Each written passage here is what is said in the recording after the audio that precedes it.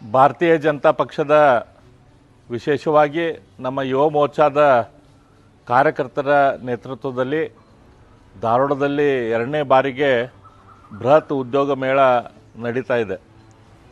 ಇದೇ ಡಿಸೆಂಬರ್ 22ರಂದು ರಾಜ್ಯದ ವಿವಿಧ ಮೂಲೆಗಳಿಂದ ಬೇರೆ ಬೇರೆ ಕಂಪ್ನಿಗಳು ಉದ್ಯೋಗ ಹುಡುಕುತ್ತಿರುವಂಥ ಯುವತಿಯರನ್ನ ತಮ್ಮ ಕಂಪ್ನಿಗಳಲ್ಲಿ ಸೇರಿಸ್ಕೊಳ್ಳೋಕೆ ಧಾರವಾಡದಲ್ಲಿ ಉದ್ಯೋಗ ಮೇಳದಲ್ಲಿ ಭಾಗವಹಿಸ್ತಾ ಇದ್ದಾರೆ.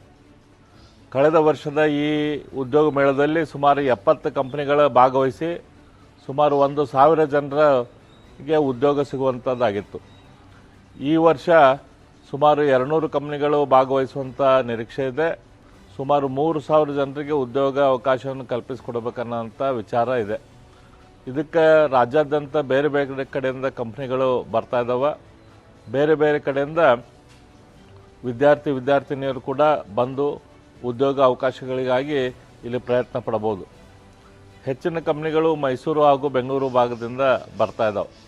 ಹಾಗಾಗಿ ನಾನು ಎಲ್ಲರಿಗೂ ವಿನಂತಿ ಮಾಡ್ಕೊತೀನಿ, ಇದೇ 22ನೇ ತಾರೀಕು ಡಿಸೆಂಬರ್ 22ನೇ ತಾರೀಕು ಧಾರವಾಡದ KLEಯ ಮೃತ್ಯುಂಜಯ ಕಾಲೇಜ್ನಲ್ಲಿ ನಡೆಯುವಂಥ ಈ ಉದ್ಯೋಗ ಮೇಳದಲ್ಲಿ ತಾವು ಭಾಗವಹಿಸಿ ಉದ್ಯೋಗದ ಅವಕಾಶಗಳನ್ನು ಉಪಯೋಗ ಮಾಡ್ಕೋಬೇಕು ಅಂಥೇಳಿ ನಾನು ಎಲ್ಲರಲ್ಲೂ ವಿನಂತಿ ಮಾಡ್ತೇನೆ.